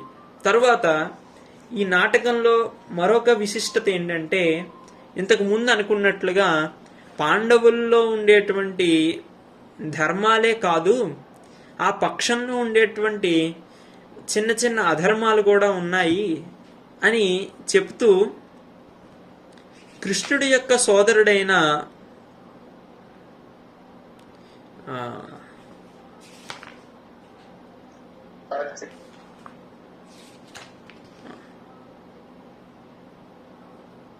బలరాముడు కృష్ణుడి యొక్క సోదరుడైన బలరాముడి చేత పలికిస్తారు చక్కగా. ఏంటంటే అశ్వత్థామ మరణించాడని, అశ్వత్థామ హతహ అని ఎవరికి, ద్రోణుడికి చెప్పి ద్రోణుణ్ణి రణంలో కూల్చేయడం జరుగుతుంది. మరి అది అధర్మమే కదా అని ఈ బలరాముడి చేత కృష్ణుడిని అడిగిస్తారు. ఈ నాటకంలో బలరాముడు ఒక ధర్మ రక్షణకి కంకణబద్ధుడై కృష్ణుణ్ణి పాండవులు ఈ విధంగా అధర్మ యుద్ధం చేస్తుంటే నువ్వేం చేస్తున్నావు అని ప్రశ్నించే క్రమంలో ఒక చక్కని శీర్షపద్యాన్ని వ్రాస్తారు. అందులో ఉండేటువంటి భావం ఇది ఏంటంటే, కురుక్షేత్ర రణరంగంలో పాండవులు అధర్మవర్తనులై శిఖండిని ముందుంచి భీష్ముణ్ణి సంహరించారు. మళ్ళీ ఈ భీష్ముడితో కూడా కర్ణుడును దుర్యోధనుడు మాట్లాడుతున్నప్పుడు భీష్ముడు తన యొక్క ప్రాణరహస్యాన్ని చెప్పి తన సొంత పక్షానికి అధర్మంగా తన యొక్క ప్రాణరహస్యాన్ని చెప్పేసి తాను అధర్మంగా వ్యవహరించాడని పేర్కొనడం జరుగుతుంది. అలాగే అశ్వత్థామ మరణించాడనే అసత్యం పలికి ద్రోణుణ్ణి కూల్చేయడం, రథచక్రాలు సరిచేసుకుంటున్న కర్ణుణ్ణి హతమార్చడం, ఆయుధం చేపట్టనని వాగ్దానం చేసిన కృష్ణుడి యొక్క సహకారంతో సైంధవుని రూపుమాపడం మొదలైనటువంటి అధర్మ కార్యాలను సహించని బలరాముడు ఈ విషయాలన్నిటినీ కూడా ఒక శీర్షపద్యంలో, ఒక పద్యంలో చక్కగా తెలియజేస్తారు. ఆ విధంగా చెప్పినటువంటి బలరాముడు పాండవుల్ని హతమార్చడానికి సంసిద్ధుడై ప్రళయ కాలానల జ్వాలలేతించి బ్రహ్మాండ భాండము కాల్చుచుండనిమ్ము అని ఒక చక్కని శీర్షపద్యాన్ని రాసి ధర్మహానికి చోటివ్వరాదని ఆ బలరాముడి నోట పలికిస్తారు. ఈ విధంగా పాండవుల యొక్క దౌష్ట్యాన్ని, కౌరవుల యొక్క మనస్తత్వాలని, అలాగే కర్ణుడి యొక్క పాత్రని అన్నిటినీ కూడా చక్కగా వర్ణించి వివరించారు ఈ నాటకంలో. అలాగే ముఖ్యంగా కృష్ణుడి యొక్క తత్వం ఎంతో చక్కగా ఈ పద్యాల్లో మనకు కనిపిస్తుంది. భగవత్ స్వరూపి అయినటువంటి కృష్ణుడు తన విశ్వరూపాన్ని చూపించినప్పుడు, అలాగే 4వ అంకంలో భగవద్గీతను బోధించినప్పుడు, అలాగే మిగిలిన సందర్భాల్లో హితబోధ చేసినప్పుడు కానీ, మిగిలిన పాత్రలన్నీ కూడా కృష్ణుడిని స్తుతి చేస్తున్నప్పుడు కానీ అన్నిటిలోనూ కూడా ఆధ్యాత్మిక భావన ఉంది. అలాగే మిగిలినటువంటి పాత్రలు ఈ రాజ్యానికి సంబంధించిన విషయాలు మాట్లాడుతూ ఉన్నప్పుడు ధార్మికమైన, నైతికమైన అంశాలు ఉన్నాయి. అలాగే మహాభారతంలో సూక్ష్మంగా రహస్యాలుగా ఉంచినటువంటి అంశాలను, కొన్ని లోకంలో చర్చించుకునేటువంటి అంశాలను ఇందులో తెలియజేయడం జరిగింది. ఈ విధంగా మహాభారత కౌరవ రంగంలో ప్రధానమైన అంశాలుగా వీటిని చెప్పుకోవచ్చు. ఈ 7 అంకాల్లో కూడా ఇటువంటి పద్యాలు ఉన్నాయి, మంచి వచనాలు కూడా ఉన్నాయి. మధ్యలో దండకం కూడా 4వ అంకంలో ఉంది. ఇలా అన్ని రకాల ప్రక్రియలు మనకు కనిపిస్తాయి ఈ చెంపు నాటకాల్లో. కాబట్టి పద్యాలు ఉంటాయి, అలాగే వచనము ఉంటుంది. ఆ విధంగా ఈ మహాభారత కౌరవ రంగం, అవునండి, అది కూడా దుర్యోధనుణ్ణి తొడ మీద కొట్టమని భీముడికి సంజ్ఞ చేస్తాడు కృష్ణుడు. అది కూడా ఈ నాటకంలో చాలా స్పష్టంగానే చెప్పారు. ఈ విధంగా చెప్పుకుంటూ వెళ్తే ఎన్నో అంశాలు ఉన్నాయి. ఈ అంశాలను క్లుప్తంగా తెలియజేసి నా ప్రసంగాన్ని ముగిస్తున్నాను. ఈ అవకాశాన్ని అందించినందుకు పెద్దలందరికీ కూడా ధన్యవాదాలు తెలియజేస్తూ, ముఖ్యంగా సాహితీ రసస్రవంతి సంస్థ మీ అందరికీ కూడా, పెద్దలందరికీ కూడా ధన్యవాదాలు తెలియజేస్తూ, ఈ సంస్థకు నన్ను పరిచయం చేసినటువంటి మన రమాదేవి గారికి కృతజ్ఞతలు తెలియజేస్తూ ఈ నా ప్రసంగాన్ని ముగిస్తున్నాను. స్వస్తి.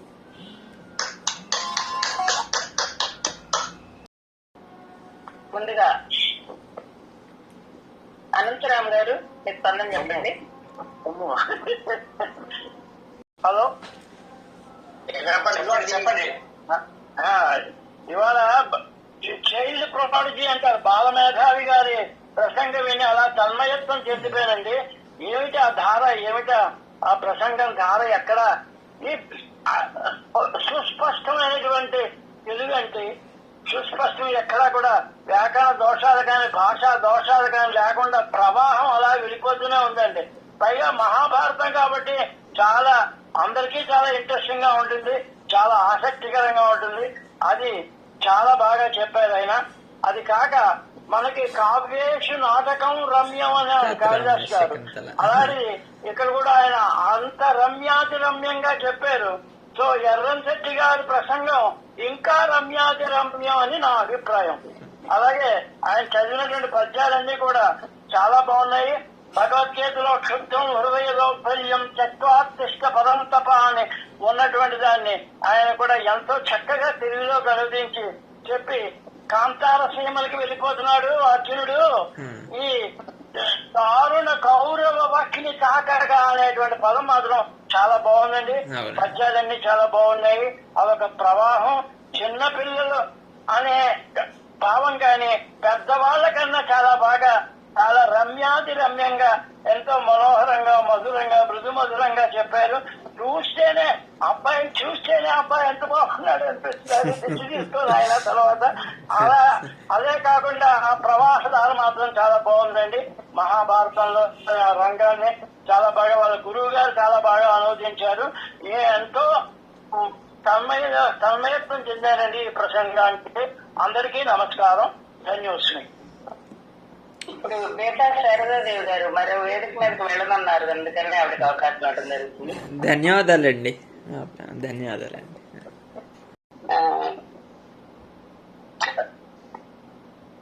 మహనీయులందరికీ పేరు పేరున మనస్సుమాంజలు సమర్పించుకుంటూ, ఉమామహేశ్వరరావు ఆ బాబుని మేము రాజమండ్రిలో చూడడం జరిగింది.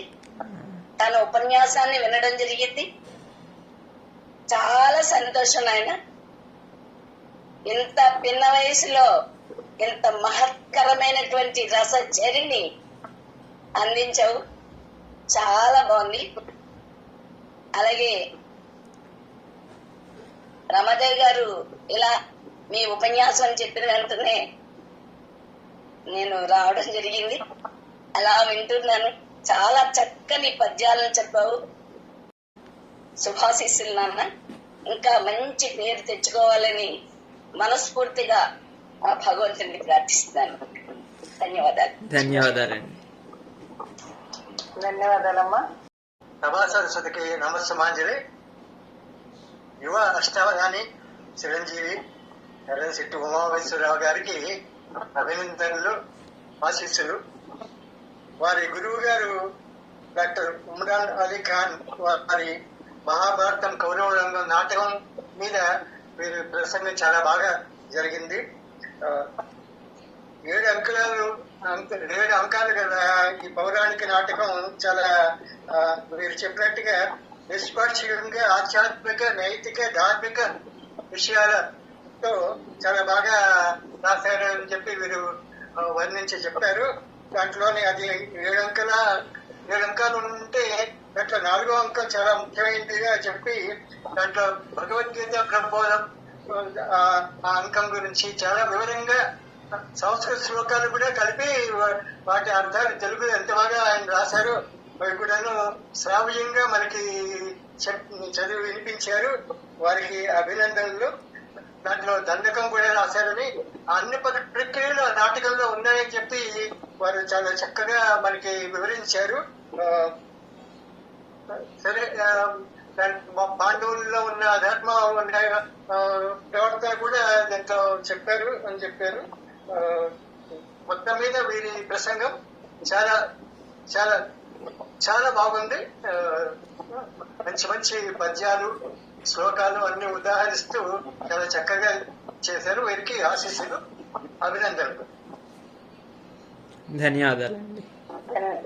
ధన్యవాదాలండి. మీరు రాసిన కవి గురించి, వాసి పెంచుకుంటూ ఉన్న ఉమామహేశ్వరరావు గారి గురించి, ఇద్దరి గురించి చెప్పారు. పరిణత కలిగిన వ్యక్తుల్లో అలా చెప్తారని నాకు ఇప్పుడు అర్థమైంది. తర్వాత ధీరజ్ శర్మ గారు ఇంకో వేదికకి వెళ్ళవలసి ఉంది. ఆయన కూడా సభాయే నమః. బాలమేధావి అయిన అవధాని గారు జ్ఞానవృద్ధులు, విజ్ఞాన సమృద్ధులు, వయోవృద్ధులైన మేము మీకు ఆశిస్సులు తప్ప ఏమి ఇవ్వగలము. కవి గారు, మీరు ఇద్దరి జన్మ తేదీలు కూడా యాదృచ్ఛికమే అయినను, ఒకటే ఏకమై యాదృచ్ఛికమే అయినను, మీరు మీదైన శైలిలో జ్ఞాన విజ్ఞాన సమృద్ధితో పృచ్ఛకుల సమక్షంలో చిన్న వయసు నుండి అవధానాలు చేయడం పూర్తిదాయకం. బాల అష్టావధాని గారికి ఇష్టపూర్వక విశిష్ట శుభాభినందనలు, ఆశిస్సులు. ఎర్రంశెట్టి ఉమామహేశ్వరరావు గారు గట్టి ప్రవచనమే చేశారు. నారికేళాన్ని ఒలికిపెట్టి రుచి చూపించారు. సందేహాలు తొలగించినట్లు సందర్భోచిత పాత్ర చిత్రణలను కళ్ళకు కట్టినట్లు చూపించి ఆకట్టుకున్నారు. మీ వేషధారణ మరియు చిరునవ్వులతో కూడిన సోదాహరణలు, పద్యధారణలు హృద్యమై ఆద్యంతము మమ్మల్ని కట్టిపడి వేసినారు. మా రాజ్యం మాకు ఇవ్వమని పాండవులు కోరితే నూరుగురులో కౌరవాగ్రదుడైన దుర్యోధనుడు ససేమిరా ఇవ్వమని, అక్కడ ఇవ్వమని ఇక్కడ ఇవ్వమని బదులిచ్చాడు. ప్రశ్నను ప్రశ్నతో కాకుండా అక్షరాలు సైతం మార్చకుండా నిర్లక్ష్యంగా కక్షతో, కసితో, అహంభావంతో జవాబుదారీతనం లేని జవాబును రువాబుగా డాబుతో సంగరకంగా బదులిచ్చి బందీలయ్యారు. ప్రాణాలతో పాటు రాజ్యాన్ని కూడా కోల్పోయారు. ఇక తాదాత్మ్యత చెంది సందేశాత్మకంగా చెప్తూ నాటకాన్ని ఆకలింపు చేసుకుని ధర్మాధర్మ విచక్షణను సలక్షణంగా చెప్పి సమయపాలనతో సమన్యాయం చేస్తూ అసామాన్య ప్రతిభను చాటారు. హృదయపూర్వక అభినందనలు, ఆశీస్సులు. ధన్యవాదాలండి. ఇప్పుడు యువి కృష్ణమూర్తి గారు, డాక్టర్ యువి కృష్ణమూర్తి గారు. అందరికీ నమస్కారం. వాళ్ళ ప్రసంగం చాలా బాగా జరిగింది. మహాభారతం, కౌరవం, ఇక్కడ ప్రతి మనం చిన్నప్పటి నుంచి విని కౌరవులు వేరు, పాండవులు వేరు అనే ఇలాంటి భావన కలిగజేశారు. ఎట్లా గోదావరి ఒకటే ఉన్నా తూర్పు పడమన వేరు చేసినట్టు వాళ్ళు పాండవులు కూడా కౌరవ వంశీయులే కదా. ఇంకా సరే యుద్ధంలో అయితే everything is fair in war and love అన్నట్టుగా ఇక్కడ కుటిలత్వం అది అన్నది. ఆ లెక్కన మరి వాళ్ళు ఎక్కడ ఓడిపోతారో అని కర్ణుని తన వైపు తీసుకోవడం కూడా ఒక రకమైన రాజకీయతే కదా. అది అలాంటివన్నీ జరుగుతుంటాయి. దాని గురించి కాదు, అల్టిమేట్ గా the powerful person will win and establish the dynasty. ఇవాళ మీ గురించి రెండు చిన్న కవితా రూపంలో పెట్టాము. ఉమామేశ్వర అనేవాడు చూడ చక్కని చిన్నవాడు, మంచి వర్చస్సు గలవాడు, ఇంకా ముక్కుపచ్చల ఆరనివాడు, విద్వత్తు ఉన్నవాడు, ఈనాటి ప్రసంగకర్త, సందేహం లేదు, మంచి వక్త. అతని ప్రసంగంలో స్పష్టత, అతని ఉపన్యాసంలో నిబద్ధత. అష్టావధానం చేయగలడు, అందరినీ ఆకట్టుకునగలడు. అంతటి ప్రసంగకర్తకి, అంతటి చిరంజీవికి నా ప్రోత్సాహపూరిత అభినందనలు, అతనికి అమ్మవారి ఆశీర్వచనం. ధన్యవాదాలు. ఇప్పుడు మన ఆఫ్రికాకి వెళ్దాము. పొడిచేటి పద్మావతి, తనకి నెట్ అది ఉండదు సరిగ్గా. ఇప్పుడు ఉంటే చెప్పమని చెప్తున్నాను నేను. పొడిచేటి పద్మ. అమ్మా ఉన్నానండి. వినిపిస్తుందన్న మాట? వినిపిస్తుంది. సభయనమ్మా, సరస్వతి ముఖంగా మా నాకన్నా మా అందరి అనను ఇక్కడ ఉన్న వాళ్ళంతా చాలా పెద్ద చాలా పైన ఉన్నటువంటి ఉమామహేశ్వరరావు గారికి ముందుగా నమస్కారం.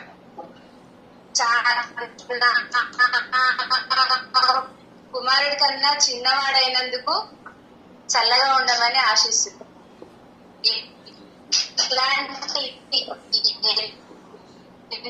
ఎన్నో ఉపన్యాసాలు నాన్న చాలా బాగుంది. భారత కథని, మహాభారతాన్ని మీ గురువు గారు రాశారు విషయాన్ని చెప్పినప్పుడల్లా మీ మొహంలో ఒక రకమైన వెలుగు కనిపించింది. అది చాలా బాగుంది. ఇంకా ముచ్చటగా అనిపించింది అలా చూస్తుంటే.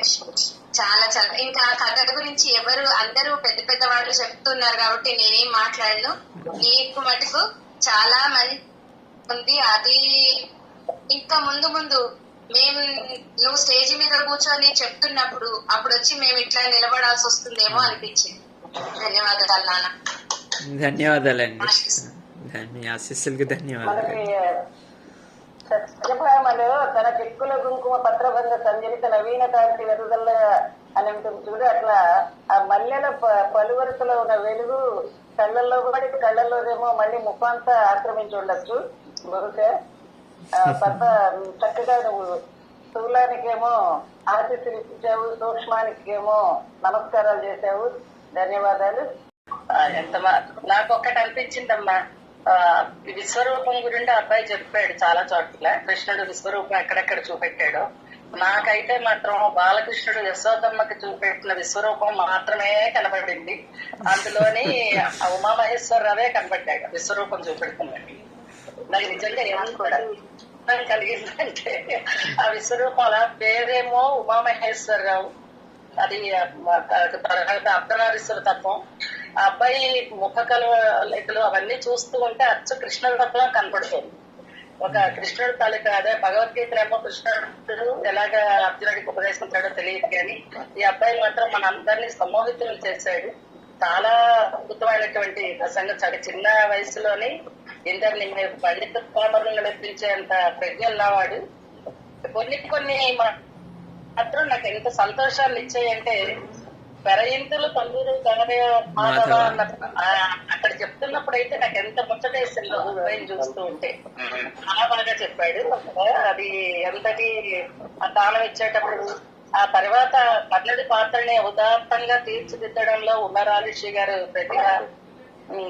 భీష్ముడు ధరాషుడు వాళ్ళు అసలు ఆ విశ్వరూపం సమయం అప్పుడు చేసిన ప్రార్థనల్ని ఎంత ఉదాత్తంగా చిత్రీకరించారంటూ ఆ పద్యం చదివే విధానం చక్కగా భగవద్గీతకి అన్వయిస్తూ చక్కగా భగవద్గీత శ్లోకాన్ని కూడా ఎంతో శ్రావ్యంగా వినిపించాడు. నాకైతే ఒకటి అనిపించింది, గౌతమి అక్కడ తీరాన్ని ఉంటున్నాడు కాబట్టి గౌతమి ప్రవాహంలో చాలా గంభీరమైనటువంటి ప్రసంగం శారదా స్వరూపం లాగా ఎంతో శ్రావ్యంగా వినిపించాడు. ఇక మా అందరికీ మమతలు ఉదయలాగా భద్రంగా, ఇక పసిపిల్లాడిలాగా ఎంతో పవిత్రంగా చాలా ప్రశాంతంగా సాగింది. నాకు నిజంగానే చాలా అద్భుతమైనట్టు అనిపించింది. అంత భారత భాగవతాలు చిన్నప్పటి నుండి వింటుండడం, వాటిలో కథల్ని అన్నింటినీ భిన్నాభిప్రాయాలు ఇక పురాణం పంచలక్షణం అదే ఉంటాయి. పెద్దవాళ్ళందరూ చెప్పింది వాళ్ళు అన్ని చెప్పింది సమీకరించుకుంటూ ఈ అబ్బాయి మాత్రం అన్ని విధాల అందరినీ సమ్మోహితులు చేసేటువంటి ప్రసంగం చేసినందుకు అనేక ఆశీస్సులు నాన్న. ఎంతో ఉన్నతమైనటువంటి ప్రసంగాలు, ఉత్తమమైనటువంటి ప్రసంగాలు ఇచ్చి ఎన్నో అవధానాలు చేసి మమ్మల్ని అందరినీ అలరించాలని, మా సాహితీ స్రవంతికి చల్లని సాయంత్రం ఒక శ్రావ్యమైన ప్రసంగాన్ని అందించారు. నీకు అనేక ఆశిస్తులు. ఆ అమ్మవారి దేవుని నువ్వు అందించాం అంతే చాలా అభివృద్ధి పదంలో సాగిపోవాలని మనసారా ధన్యవాదాలు. అవకాశం ఇచ్చిన వేదికకు ధన్యవాదాలు. నమస్కారం. ధన్యవాదాలు. మనకి గోపాలకృష్ణ సభకు నమస్కారం. ఈరోజు మన ఆదివారం సాయంత్రం సాహితీ రసస్రవంతి ప్రసంగ కార్యక్రమంలో యువ అష్టావధాని ప్రవచనకర్త చిరంజీవి ఎర్రంశెట్టి ఉమామహేశ్వరరావు గారు పీఠాధిపతి బ్రహ్మర్షి కవి అయిన ఉమర్ అలీ షా గారు రచించిన మహాభారతం కౌరవరంగం అనే ప్రశస్తమైన నాటకం గురించి ఒక గొప్ప విశ్లేషణాత్మక ప్రసంగం చేశారు. వయసులో చిన్నవారైనా విద్వత్తులో ఎవరికి తీసిపోని వారని ప్రస్ఫుటంగా ఈ ప్రసంగం ద్వారా మనకి తెలిసిందనమాట. కవి ఉమర్ అలీ షా గారి అద్భుత కవితా శైలిని ఈ ప్రసంగం ద్వారా మనం తెలుసుకున్నాం. చిరంజీవి ఎర్రంశెట్టి ఉమామహేశ్వరరావు గారికి ఆశీస్సులు, అభినందనలు. నమస్తే. ధన్యవాదాలండి. మీరు కూడా స్పందించండి. చాలా సంతోషం. ఈరోజు ఒక అత్యద్భుతమైనటువంటి కార్యక్రమాన్ని మనం వినగలిగేటువంటి అవకాశాన్ని మనకి రమాదేవి గారు కల్పించడం నిజంగా చాలా అదృష్టం. ఎందువల్లంటే ఎంతో మహానుభావులు ఎందరెందరో ఉన్నారు, వాళ్ళందరినీ మనకి ఆవిడ పరిచయం చేస్తున్నారు అంటే నిజంగా చాలా సంతోషించదగినటువంటి విషయం. ఈవేళ మరి ఎర్రంశెట్టి ఉమామహేశ్వరరావు గారు చాలా చిన్న వయస్సులో మరి ఎంత కృషి చేశారో, ఎంత పాండిత్యం ఉందో, వాటిని ఆయన ఎలాగా అవన్నీ సాధించారు అనేటువంటిది చదువుతుంటే నాకు చాలా ఆశ్చర్యం వేస్తూ ఉంటుంది. అంత గొప్ప పండితుడిగా ఆయన ఏ విధంగా ఇన్ని అవధానాలు చేయడం, అవధానం అంటేనే చాలా కష్టమైనటువంటి ప్రక్రియ. అటువంటి అనేక అవధానాలు చేసి పండిత పామరుల చేత అందరి చేత కూడా ప్రశంసలు పొంది, బహుమతులు పొంది, ఎంతో మంది చేత ఆయన సన్మానాలు పొందినటువంటి ఘన చరిత్ర కలిగినటువంటి ఎర్రంశెట్టి ఉమామహేశ్వరరావు గారిని మన సమావేశానికి పరిచయం చేసినటువంటి అదృష్టం కలిగినందుకు రమాదేవి గారికి ముఖ్యంగా నేను వందనాలు తెలియజేస్తున్నాను.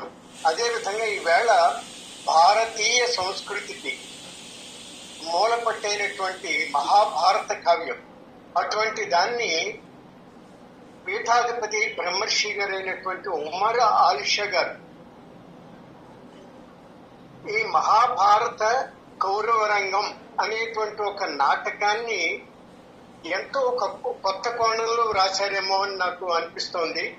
ఎంత చక్కగా, ఎంతో పాండిత్యం, మహానుభావులు మరి ఎలా రాస్తున్నారో ఏంటో తెలియదని ఎంత చక్కగా ఉంటున్నాయో అనేటువంటిది మనకు తెలుస్తుంది.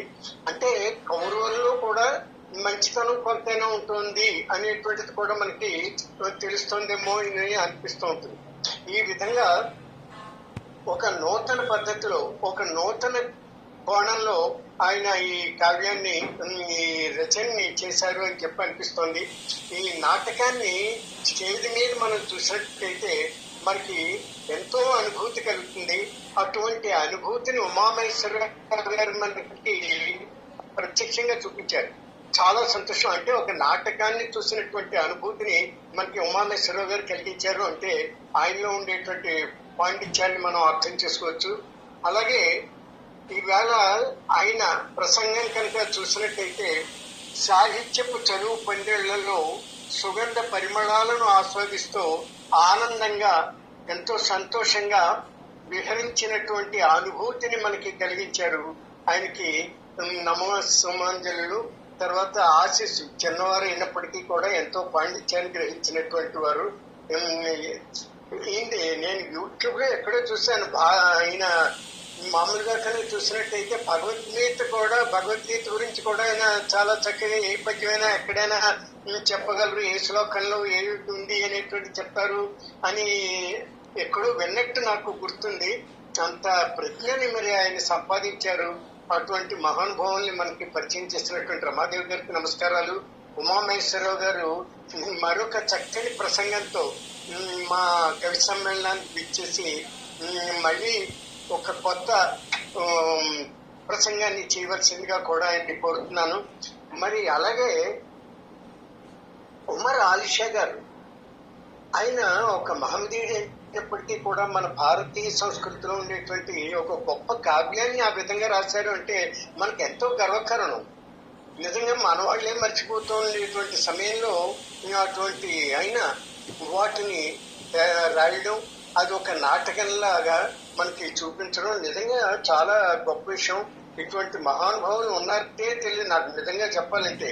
అటువంటి మహానుభావుల దగ్గర విద్యాభ్యాసాన్ని చేసి ఆయన గురువుగా చూసుకుని ఉమామహేశ్వరరావు గారు మనకి చెప్పడం అనేటువంటిది నిజంగా నాకు ఎంతో ఆనందాన్ని కలిగించింది, సంతోషాన్ని కలిగించింది. ఈ విధంగా వారు మళ్ళీ మన సాహితీ రస స్రవంతి కార్యక్రమానికి వీలైనప్పుడు వచ్చి మరొక చక్కనైనటువంటి ప్రసంగంతో మమ్మల్ని అందరినీ కూడా మంత్రముగ్ధుల్ని చేయాలని చెప్పేసి కోరుకుంటాం. ఎంతో మంది ఎన్నో రకాలుగా వారి యొక్క సమీక్షల్ని చేయడం అనేటువంటి జరిగింది, స్పందనని తెలియజేయడం అనేటువంటి జరిగింది. అంటే ఆ స్పందనలో ఉండేటువంటి వాటిని కూడా మనం ఒక్కోసారి ఆశ్చర్య టైంకి చాలు అవన్నీ కూడా అటువంటిది. ఇవన్నీ వేళ చాలా చక్కనైనటువంటి కార్యక్రమాన్ని మాకు ఇచ్చినందుకు ఉమామహేశ్వర గారికి ప్రత్యేకమైనటువంటి ధన్యవాదాలు. సుమారు 2 గంటలన్నర సేపు ఈ కార్యక్రమంలో పాల్గొని మమ్మల్ని అందరినీ ఆనందపరిచినందుకు వారికి ప్రత్యేకమైనటువంటి ధన్యవాదాలు తెలియజేస్తాను. మీరు మరిన్ని చక్కనైనటువంటి ఉత్సాహపూరితమైనటువంటి కావ్యాలను రాస్తూ మరెన్నో అష్టావధానాలు, సహస్రావధానాలు, శతావధానాలు చేసి భారతదేశంలో కాదు యావత్ ప్రపంచంలోనే పేరు ప్రఖ్యాతులు తీసుకురావాలని చెప్పేసి నేను కోరుకుంటూ వారికి ప్రత్యేకమైనటువంటి ఆశీస్సులను అందజేస్తున్నాను. వారి గురువు గారికి కూడా నేను నమస్కారాలు తెలియజేస్తున్నాను. నమస్కారం సార్. చాలా చాలా ధన్యవాదాలండి. నమస్కారం. ఆకల్పాటి సరస్వతి గారు, మీరు అన్మ్యూట్ చేసుకోండి అమ్మా. అందరికీ నమస్కారం అండి. ఉమామహేశ్వరరావు మాకు చిన్నప్పటి నుంచి తెలుసండి. మేము ఆ ఉండాలిషా గారి శిష్యుడు అండి. చిన్నప్పటి నుంచి మహామేధావి. పీఠాధిపతుల ఆశీస్సులతోటి ఎంత గొప్పగా మీ అందరూ చాలా పెద్ద పెద్ద మహనీయులు మీరందరూ, మీ అందరితోటి ఆశీస్సులు పొందడం అది చూసి మా ఆనందిస్తున్నాము. మీ అందరూ చెప్పింది ఉమామహేశ్వరరావు పట్ల సత్యం. అది ఆశీస్సులతోటి అందరూ మహాభారత కౌరవంగాన్ని ఉమామహేశ్వరరావు ద్వారా మీ అందరూ విన్ని విశ్లేషణ చేసినందుకు చాలా ఆనందంగా ఉందండి. ధన్యవాదాలండి. సభాయ నమః. ఉమరాలిషా పీఠం అంటే ఒక శాంతి వనం లా ఉంటుంది. చాలా మంది 100 మంది పైకి ఉంటారు. అక్కడ నిశ్శబ్దంగా ఉంటారు. పాటలు పాడే సింగర్లు కూడా చాలా కోయిలలాగా వాళ్ళు గానం చేసే పాటలు మధ్య మధ్యలో ఆయన ఉపన్యాసానికి వాటికి మధ్యలో చక్కని పాటలు వస్తూ ఉంటాయండి. వాళ్ళు అందరూ మంచి శ్రావ్యమైన గానంతో ఎక్కడ నిశ్శబ్దం అన్నమాట. అందరూ అలా కూర్చుని ఉంటారు నేల మీద. ఏ మాత్రము డిస్టర్బెన్స్ కానీ మనకి 20 మంది ఉన్నదానికి ఈ వేదిక మీద అన్మ్యూట్ చేసుకొని ఉంటారు, మ్యూట్ లో ఉండరు. కానీ అక్కడ 100 మంది కూడా నిశ్శబ్దంగా ఉంటారు. అక్కడ చక్కగా ఆయన దాన ధర్మాలే కాదు, ఒక పెద్ద ఆశ్రమం ఉంది జిఎస్ఎల్ కి దగ్గర. మంచి మంచి విద్యార్థుల్ని మన భారతీయ సంస్కృతి హైందవ ధర్మం ఎవరైతే వివేకానందుడు చెప్పాడో ఆ వివేకానందుడు చెప్పాడు హిందూ మతం గురించి కాదు, హైందవ ధర్మం కానీ మన హిందూ మతంలో ఉన్న మంచి భారతీయత గాని సంస్కృతి సంప్రదాయాలు గాని అవన్నీ బోధిస్తూ ఉంటారు ఆయన అక్కడ. అంతేకాదు ఇంట్లో కవి సమ్మేళనాలు అవతారణాలు అన్ని జరుపుతారు. నేను 2-3 పాల్గొన్నాను. నేను దానిలో మంచి చిరునవ్వుతో ఉంటాడు ఆయన. పీఠాధిపతి, ప్రస్తుత పీఠాధిపతి ఆయన తెల్లగా చిరునవ్వుతో చక్కగా ఉంటారు. అందరినీ పలకరిస్తారు పేరు పేరున. ఇంత గర్వం ఉండదు, ఏముండదు, ఒక వర్చస్సు వెళ్ళిపోతూ ఉంటారు అనమాట. అక్కడ తయారైన ఇక్కడ నేను మొట్టమొదటి చెప్తాను కదా, అచ్చట పుట్టిన జీవుడు కొమ్మైన చావని, ఈ ఉమామహేశ్వరరావు అక్కడ తయారయ్యారనమాట. అటువంటిది ఇక ఇవన్నీ కూడా నాటకీకరణ చేసేటప్పుడు ఇలాంటివన్నీ ఇప్పటిదాకా పెద్దలు మాట్లాడుకున్నాయన్నీ కూడా జరుగుతూనే ఉంటాయండి.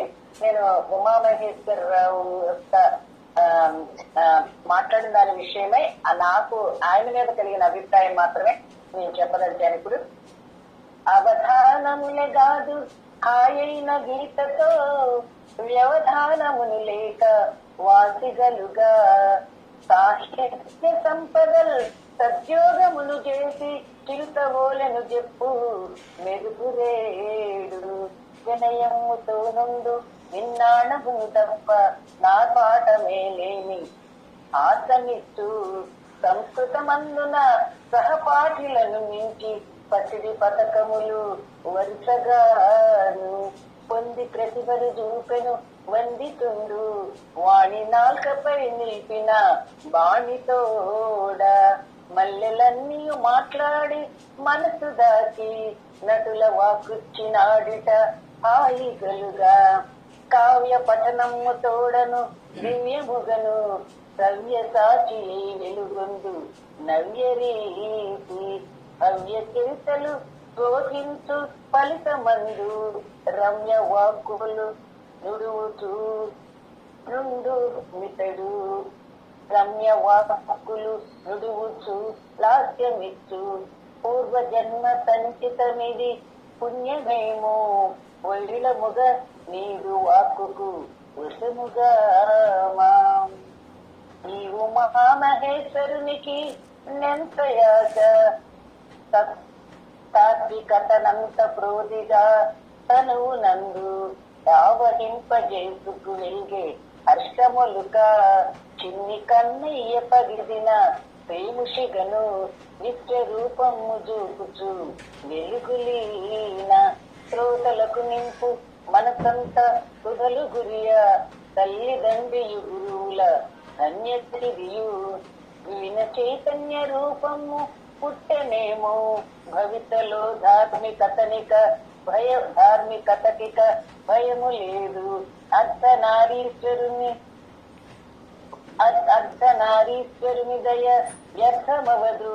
ప్రజలలో నింపు దాక్షిణ్య భావసిరులు క్రొత్త బంగారు లోకము కొలువుదీరు. క్రొత్త బంగారు లోకము కొలువుదీరు. ధన్యాత్మి. అద్భుతం అద్భుతం అద్భుతం అద్భుతం. చాలా చాలా ధన్యవాదాలండి. ప్రతిస్పందన ఈ సాహితీ రసస్రవంతి బృందానికి అంతటికి ధన్యవాదాలండి.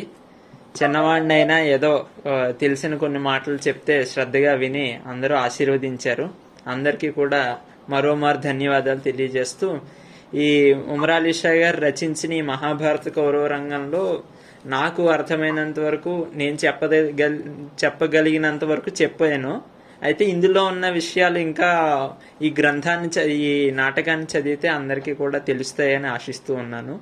కాబట్టి ఈ నాటకాన్ని తప్పకుండా అందరూ చదివి కావ్యాలు నాటకాలు అందించే మానసిక సంతోషాన్ని ఆనందాన్ని అందరూ పొందవలసిందిగా కోరుతూ, ఈ అవకాశాన్ని ఈనాడు కల్పించినటువంటి పెద్దలందరికీ కూడా, ముఖ్యంగా రమాదేవి గారికి ధన్యవాదాలు తెలియజేస్తూ విరమిస్తున్నానండి. నమస్కారం. ధన్యవాదాలు. ఆశిస్తులమ్మా. రససిద్ధి కలిగింది ఇవాళ నాటకంలో. కానీ మీరు అలా చెప్పింది నాకు ఒకటి నచ్చింది. నాకు అర్థమై ఆకలింపు చేసుకున్నంత మాత్రమే నేను చెప్పానని. మనం కూడా చదువుతున్న కొద్దీ కొత్త కొత్త భావనలు, కొత్త కొత్త విషయాలు, కవి హృదయాన్ని పట్టుకోవడం అనేది కష్టం.